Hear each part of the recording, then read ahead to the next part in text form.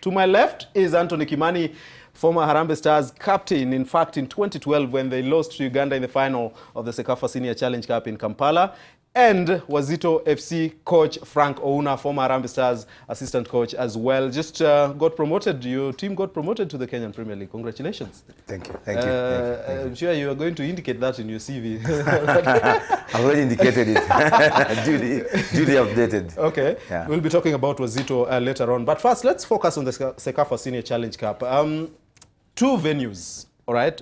Primary venues, Kakamega and Machako Stadium. The teams are continuing to arrive. What do you think about this tournament this time around? Well, I think I'm very happy that the tournament is back. We all remember that it wasn't held last year for one reason or the other. So it's really good that our players in this region get an opportunity or a platform to showcase their talents to the rest of the world. So it's a really good thing that it has come back, and even better that it's being played here at home. We hosted CECAFA in 2013. Wouldn't say that was one of the best organized tournaments. So I think we have another opportunity again to show the world, to show Africa and of course our regional neighbors what we can do, or maybe to make amends for the mistakes that we did last time, because we had a lot of problems with clubs or countries being locked in their hotels and all that. So another opportunity for us to show what we can do. We won it in 2013. I think we can win it again in 2017. You think we can? Let's talk about that, Frank, because you're the former assistant coach for Harambee Stars as well, part of the technical bench primarily, let's say. And we have a new coach right now. Our team comprising locally based players. What do you think about Kenya's approach to this? First of all, I want to echo what my colleague has said, that it's good that the tournament is back. Basically, it's a shame that we're not able to hold this tournament every other year, because I think that is the objective of the tournament. We have to hold it every other year so that you can nurture talent in the region. Having said that, I think it's good timing for Kenya. We've had a long run of preparation for this tournament, so I think of all the nations, Kenya should be the most ready. I mean, or the most prepared of all the teams that are participating. But having said that, I know if you look at FIFA rankings, Uganda is always ahead of us. They're always tough neighbors, so they're also strong favorites. So Rwanda again has brought in their chance side too. So again, they should be favorites. So Tanzania, no pushovers. So I think out of those four countries, one of them may win the tournament. Will win the tournament. All right, let's have a look at the groups. Two groups, A and B. One has 5 teams, the other 4 teams, because for some strange reason, Zimbabwe decided to pull out, saying, citing security in Kenya. All right, let's just have a look at the groups. We'll talk about that later on. The first group, of course, has hosts Kenya and Rwanda, Libya, Tanzania, and Zanzibar. And then Group B has Uganda, Burundi, Ethiopia, and South Sudan. Anthony, our group has 5 teams, Libya being the invitational side, and Tanzania mainland and Zanzibar, just our neighbors across, and Rwanda were finalists in the last edition in 2015 held in Ethiopia. What do you think about Group A? Well, it looks to me like a really tricky group. Looks easy on paper. You might think that Kenya will easily go past that group. But again, as you said, Rwanda were the finalists in 2015. They're not pushovers at all. Libya, we played a friendly match against Libya in 2012, and we managed to beat them 3-0 in Tunisia. But a lot has changed in that team. They're not the same team that we beat a couple of years ago, so that will also give us a torrid time. Tanzania, of course, has always been a tough opponent for us. And Zanzibar, a lot of people, for some reason, tend to discredit Zanzibar, but it's a really good side. I managed to play against them in 2012, and they were really a formidable opponent. So it's a really tough group for us. I think this is the first major tournament since being admitted to the CAF membership. Yes. Zanzibar, that is. Group B, coach, has Uganda, Burundi, Ethiopia, and South Sudan. Uganda are the defending champions, a very good team in the top 100 of the FIFA rankings, as you said. What do you think about that group in terms of the teams? I think Uganda clear favorites by a country mile. They are, I think, the record champions in the region, so I'll put them as clear favorites. As for the rest, and looking at the entire group in entirety, I think it's a clash of styles. Direct Uganda versus ball possession Ethiopia, almost direct South Sudan. Burundi always blows hot and cold, so I'm not sure what they can bring on board. But I would think Uganda will nick it, followed by Ethiopia. South Sudan were also finalists in 2013 when we hosted it here. We beat them 2-0. Are you writing them off? To the other Sudan, I think. It was the main Sudan. Main Sudan. Oh, actually, yes. Sorry. Apologies for that. The main Sudan, not South Sudan. So we also have Ethiopia here. Played against Uganda, against Rwanda in the playoff for CHAN 2018 to fill the remaining slot. That's why I'm putting Uganda on top, because they got whitewashed by the Rwandese, and Rwanda is not anywhere near Uganda. Uganda beat them, I think, also in the same qualifier before they were given a lifeline when Kenya could not host the tournament. So I think Uganda are clear favorites in the group, followed by Ethiopia because of their style over Burundi. I'm not sure what Burundi will bring on board. I know one of their most dependable players is injured in Kenya, Karim. So I'm not sure which Burundian side will turn up. So to me, Uganda first, then Ethiopia, then probably Burundi and South Sudan in that order. Okay. Let's have a look at then the fixtures, the first 3 days of this tournament. Like I said, Kenya hosting Rwanda in the first match at 2 p.m. tomorrow at the Bukungu Stadium in Kakamega. So that's what it looks like, 2 p.m. after the opening ceremony also at the Bukungu Stadium in Kakamega. So against Rwanda. And then at 4 p.m. we have Libya against Tanzania in Machakos. And then on Monday, we have Uganda against Burundi, their first match in Group B. And then on Tuesday, again, Kenya on the field against Libya and Ethiopia against South Sudan. So in terms of opponents in our opening match, Rwanda, like you have said, is no pushover, Anthony. How do we face this match? Well, I think it's going to be a tricky encounter for us. We've had a couple of Kenyans going to play in Rwanda, but unfortunately we don't have them in the team right now. So this is a team that we won't quite know how they're going to turn up. They can be unpredictable. In 2015 they did well, went all the way to the finals. But at times, as Coach said earlier on about Burundi, they also tend to blow hot and cold. So we are not really sure how they're going to turn out. However, we're playing at home. I think we can't get anything less than a win, and we are the hosts, we are the favorites to clinch this particular tournament. It's going to be very, very good for us to start with a win against Rwanda. Okay, we spoke to the head coach, Paul Put, during the training session, open training session on Thursday, and he talked about Libya and Rwanda being the threats in this group, and this is what he had to say. Of course, they have shown their quality because they are qualified for a CHAN. I know they were becoming normally with the best players, so you cannot compare this for 100%.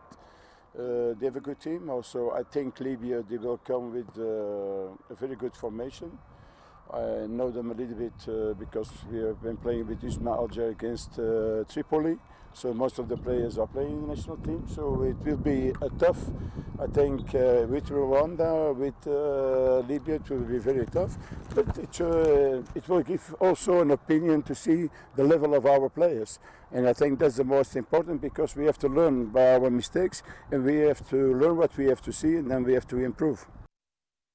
He ends on a very good note, knowing the quality of our players. 2 weeks to this tournament, he's appointed as head coach. 2 assignments to work on. First of all, knowing the team, and then secondly, preparing it for this CECAFA Senior Challenge Cup. How does he approach this as a new coach?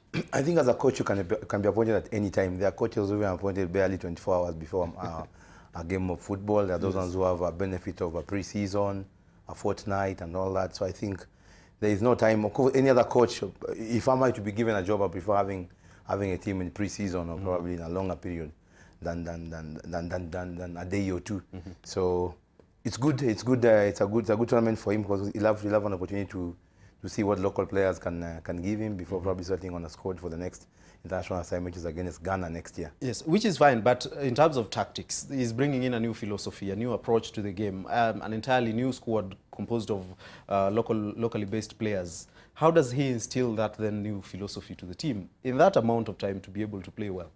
I think any coach worth his salt will try to do changes in sort of evolution rather than just coming and revolutionizing everything overnight. So I think he would take his time. I've been in touch with my colleagues on the bench, and they say somebody would like to take his time and learn what players can give him and probably slowly introduce his philosophy or his style of play and all that. All right. Anthony, as a player and going into the CECAFA Senior Challenge Cup, a very, very big opportunity for our local players here who play within the Kenyan Premier League and the National Super League. And of course, the final squad was named. Some big names like Stephen Waruru, removed from that squad. And we are going with Kefa Swani and of course the KPL top scorer in the team, Masood Juma. How do they approach this as players? How are they going to play, bearing in mind their players who know each other within the local league? Well, I think it's going to be a great tournament for most of them. I've seen a lot of young lads that have been included in that particular squad, and they know that this is a big opportunity for them, to attract scouts or even clubs out there and further progress their careers. I remember in 2012 when we played Atudo, Yes. Was poached by Azam. I think Humphrey Mieno also Yes. got an opportunity to go and play for Azam. And they were big money moves then. So I know that the players who are in camp know that this is a very, very big opportunity for them to go out there, showcase their talents, and of course, you never know who's watching. So they'll go out there and put their level best. All right. After this, you mentioned we'll be playing now Ghana in the qualifiers. Whether it's in March or later in October, that's something else. How does he incorporate now the foreign-based players, the likes of Wanyama, Olunga, and all of them into this team now? I think it will be two-pronged approach. One, he must use the manpower that he has on the bench. The other coaches, Okumbi, Kamau, Azande, he must rely on them for advice because he may not have all the time to see everybody play. Yeah? And then two, again, is what I've just talked about. He may have to probably walk around and visit those players and see how they play and all that, watch videos of what they've played before and all that. So if he takes advantage of those that two-pronged approach, then probably he may get the right mix. He's talking about 2019 Africa Cup of Nations. Do you think he can qualify Kenya for that tournament? Yes, I do. I still believe if Okumbi was in charge, yes, he could have probably delivered that, but that is now history. What yeah. But he's still the assistant coach, so you know. Yeah, but I think having been an assistant coach and a head coach, they are two different jobs altogether. Okay. It all depends on how far much the head coach or the assistant coach is willing to assist, or the head coach is willing to give room for the coach to help them. So if he's that kind of a guy who can give room the way probably we work with Okumbi, and you could have, you can have all the room that you want to advise him. Then they'll go far. But if he's the kind of a person probably who is closed and believes that they know it better, they don't delegate and all that, then probably could be in for some tough time. Okay. Anthony, I hosted him here last time, and like I said, he's focusing on 2019 Africa Cup of Nations. Do you think, with his African experience, can he make it to 2019, reverse the results that we had against Sierra Leone? I checked his resume a couple of days ago. It's pretty impressive. I think he's done well in Africa. He was Burkina Faso's coach in 2013 when they were runners-up. He was coaching an Algerian side that went all the way to the semi-finals of the African Champions League. Yes, Algiers that went all the way to the semi-finals of the African Champions League. So I think he knows the ins and outs of African football. He probably is the man to take us there. I think he has ample time. It's 2019 we're talking about, so he's got about 2 years or so to come up with a formidable side that's going to take us there. So yeah, I think looking at his resume, I could say that he's got what it takes to take us there. Okay, first of all, he has to win the CECAFA Senior Challenge Cup, and FKF President Nick Mwendwa and Nicholas Musonya, the Secretary General of CECAFA, had something to say about this tournament and the venues and the teams. Main venues, Bukungu. Governor has done some good work there. Backup for Bukungu is Mumias, that is Group B. Then Group A will be Machakos. Backup for that will be Kasarani. Why do we have backups? Because it's a rainy season. If you remember, in 2013 we had problems about rain. So we're trying to see if it's possible that whenever we have a problem on one pitch, the following day we can switch the matches to another pitch, so we don't spoil the pitch. We are preparing very well so far, and I think as far as we are concerned, we are on course to organize a very, very successful competition. We have checked at the venues which we are going to host the competition. Teams are arriving in, Burundi is in, Ethiopia has arrived. May the games begin. First match, Kenya-Rwanda tomorrow. Let's move on from the CECAFA Senior Challenge Cup. And this week as well, the Kenyan Premier League season came to an end, and of course it's time to change. Tusker, as we understand, has released about 6 players or so. But the main story of this week is Bandari FC have fired coach Paul Nkata. He did not do well as he did at Tusker. And Coach Frank, you surely have had this experience from the past, seeing coaches come and go. Bandari firing Paul Nkata, who is an accomplished coach. It's part of the job. Somebody once said that there are 2 kinds of coaches, that those who've been fired and those who will be fired tomorrow. So I belong to the, at the moment I belong to the group of the latter, or those who will be fired tomorrow. And he belongs to those who have been fired. Yes. Again, I've had one senior coach in this country always say that if you are a coach, always have one bag packed, because he can be sacked at any time. So surprise is part and parcel of the job he accepted. He knew he signed for that. I think Bandari probably were expecting better performance than that, having signed a coach who won the league the previous year. So hard luck to him and good luck in his job search. Coach of the year in 2016, like he says, won the Premier League as well with the Tusker FC. What happened to him in Bandari? They didn't do as well. I think coaching is one of the toughest jobs in the world. It's an unthankful, career, because today you're the king. Everybody is singing your name because you've won one cup or the other. But the next day, you get fired. We've seen it happening everywhere in Europe. Mourinho getting fired, winning the season with the title with Chelsea, and then getting fired the next season. So Africa or Kenya is not an exception. It happens. They say that coaches are hired to be fired. He had a really, really torrid time at Bandari. I'm not sure why, because I think he got all the players that he had asked for at the beginning of the season. They signed a lot of very, very good players. They had Kelly. They had a Beach, of course, experience in there as well. But for some reason, things just didn't click for him. And again, as we said, it's a thankless job. If you don't get to deliver what you've been asked to deliver, you get fired. So, but it doesn't take the fact that he's a good coach. He is a Ugandan, and his colleague at Tusker FC, George Nsimbe, was also suspended. We understand he might have been fired by Tusker. We will confirm that and then let you know what happens going forward. So we also understand, Coach, that is the one who actually recommended Nsimbe to Tusker. So it seems both of them have had a very bad time last season, but enough with that. The Kenyan Premier League and the National Super League seasons came to a close. And like we said, your team got promoted. Congratulations for that. The other team is Ushuru. And of course, number 16 from the Kenyan Premier League, Thika United, who will actually now confirmed be playing in a playoff to determine which team joins you and Vihiga, and then which team then goes down. Playoffs are very tricky. And Thika, with all the work they've put in, and Ushuru having led the National Super League at some point, surely this would be unfair for them if they don't get promoted. But football is football, Coach. I think this game in England is always called the most lucrative game. Yes, the playoff. The playoff, because there is always a big difference in terms of money playing in the NSL and playing in the National League and playing in the EPL. It's the same thing here in Kenya. I think there's a big gap. There's a big gap in terms of money. It's, when you go to the KPL, there are grants that you're supposed that are due to teams every other month. We don't get such in the NSL. So one way or the other, I think is also a big game in terms of money by Kenyan standards. Good luck to the team that will win.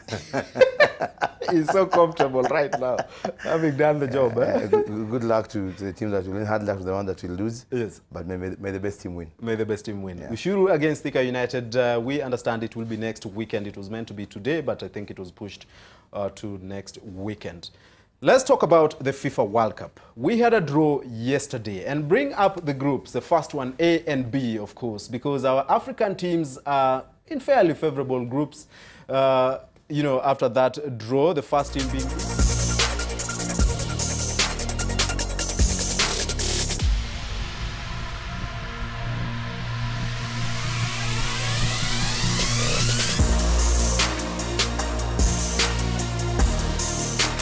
June of the 14th, and then we have Egypt there and Uruguay.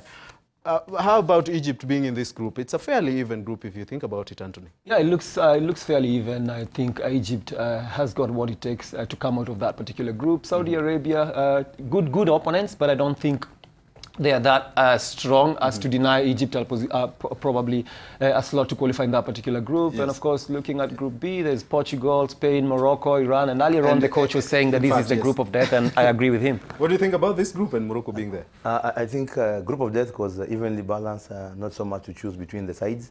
Spain is on the decline, if you ask me. Portugal, again, Ronaldo's fortunes are not very good. He's having a bad season, if you ask me, by his own standards. Morocco, more or less, Iran, very organized, and Coach Carlos Queiroz. So it's a very tough group. I can't tell which teams will qualify, but I know the one that will not qualify. Oh, okay, so which one? Continuing with his magic as far as African football is concerned, because we know he won the African Cup of Nations with Zambia. He won it again with, was it Ivory Coast? And now he managed to beat Ivory Coast in this very tough group, and of course qualify for the World Cup with Morocco. So which team is not going? Postpone that to a later date. Call me again next year. I will. The next group, the next two groups. Then Group C. Let's have a look at what we have right there. The first one being France in that group, and Australia, Peru, and Denmark. So 2 European teams here, France and Denmark, and then we have Australia, and then we have Peru. What do you think about this group? Yeah, of course, France is a star-studded team. They've got, I think, about 3 options in every position that you can think of as far as football is concerned. So they're spoiled for choice. France look like the strong favorites for me to qualify in that particular group. And of course, followed by Denmark, because Australia are quite good. Peru are also a South American country that is very, very good as well. Yes. But I foresee that France and Denmark are progressing in that group. All right. So France and Denmark in that group. There's Group D as well, just next to this. If we can get the next group, then in that case... So what is... Okay, as we wait for... I would think a walk in the park for France, though Denmark will give them a run for their money, but I think France will win the group. All right, now Group D, Argentina, Iceland, Croatia, Nigeria, going to play Argentina for the 6th time in the World Cup history since 1994, in fact, as an African side with a lot of World Cup experience. Anthony. Yeah, a really tough group, depending on how you look at it. Argentina, of course, strong favourites in that particular group. But we can't write off Iceland. They've qualified for this tournament. Exactly, they've qualified for this tournament, I think, for the first time. It's their maiden appearance in this tournament. They did very well in the Euros. I think they went all the way to the quarterfinals. Croatia, also a very, very good side. Of course, not the Croatia that we used to see a couple of years ago with Devo Suka and all that. But Nigeria have been impressive. I think they've qualified very, very comfortably. They've done very well. And as an African, I think that's where my hopes lie in as far as us making an impact in that particular tournament. Argentina, Nigeria going forward. Okay. Let's have a look at the next one so that Coach Ouna can talk to us about it. This is Group E. Brazil, Switzerland, Costa Rica, and Serbia. Fairly even draw, if you ask. There goes my all-time favorite team. Brazil. Group winners. Probably World Cup winners. 2018. Brazil. Oh yeah. Are you crazy? Oh yeah. Let's wait and see anyway. Any day. Then, so then my emotions not coming to play. I think Brazil will nick it. Okay. Not sure about Switzerland, Costa Rica, and Serbia. I mean, Costa Rica ousted England in 2014. Yeah, but I've followed their fortunes. I don't think they are such a strong side. Probably they bring a lot of work ethic. The group, Serbia, Switzerland. Any team there can finish second of the bottom 3. Okay. But Brazil will win the group. Brazil automatically shoe in right there. Then we have Group F as well within that region. As we wait for Group F, Anthony, Brazil, Switzerland, Costa Rica, which ones go in? I think Brazil seem like the favorites to progress there, and of course Costa Rica as well. The champions, Germany, Mexico, Sweden, Korea Republic. This team made sure Italy did not qualify. Sweden, I'm talking about them. Coach, what do you think about this group? I pick Germany for the organization and all that. Yeah. They have been in this tournament year in, year out, winning it. I mean, very organized. So they are the favorites of the group. I'll pick Sweden over Korea and Mexico. Yeah. I think simply because of the style of play and looking at the other side, I mean, there is nothing much in them. I think Mexico. But Sweden going to this without Zlatan Ibrahimovic having retired. But anyway, they qualified without him. All the best to them as they go forth. So Germany and Sweden for you? Yep. I think I agree with Coach. Germany and Sweden will progress in that group. Mexico are the team that has qualified for the World Cup, the most number of times, 16 times out of the 20 World Cups that we've had. But to me, they are perennial underachievers. They've never really done much to, to get to the trophy. So Germany, Sweden for me. Germany, Sweden again. Group G, the next one. So 8 groups in total of 4 teams each. Another possibly tough group, all right. Belgium, Panama, for the first time taking part in the World Cup. We have our very own Tunisia, and then we have England. And the first thing I looked at when we had the draw was, where is England, Coach? Where is England? To see if they'll actually make it. If Southgate picks the young lads, yes, I reckon there'll be a force in the next year's World Cup. Okay. If he picks the young lads. Why? Because I feel they play without these shackles of perennial underachievers or people who basically shoot themselves on the feet when they get to the big stage. The likes of Sterling, basically the young guy is this left back who plays for Southampton, forgotten his name, and all that. So but I think I'll fancy Belgium to come out tops in the group. Number 2 will either be Tunisia or England. if England picks... Now you see why we were asking about England. Yeah. Right? So Belgium as well, very good squad, but you could say underachievers too. Yes, but I think this time around they've got what we can call the golden generation. They've got Hazard, who's in peak form. They've got Courtois, who's doing very well for Chelsea. So they've got quite a good number of players who are doing very well for their respective clubs in Europe. And I think this is their year to either make it or break it. Okay. So Belgium going all the way. And between England and Tunisia, I think England might squeeze through. They might be the second team to qualify in that group. However, I tend to think that there's a lot of hype that always accompanies this England national team whenever it comes to big tournaments. I remember, I don't know whether it was in 2010 or 2006, where we were treated to their wags, their wags sort of soap opera, where we could see all their wives to the different players that were in that particular team. So there's a lot of hype again, but they don't really get to show much when it comes to playing football. Well, that's England for you, where everyone is interested. Group H, Poland, Senegal. A very good squad with Sadio Mane in there, and then Colombia and Japan. What do you think about this? I think very, very balanced. If you ask me, no clear favorites. Each team, I'll give them 25%, so they share the 100% on equal basis. Sometimes with our African teams, we never know which team normally turns up as 1-2. If we avoid the sideshows of financial issues and not going to the World Cup, then Senegal should put in a decent show. But you are not sure whether we can avoid all that coming to these big tournaments.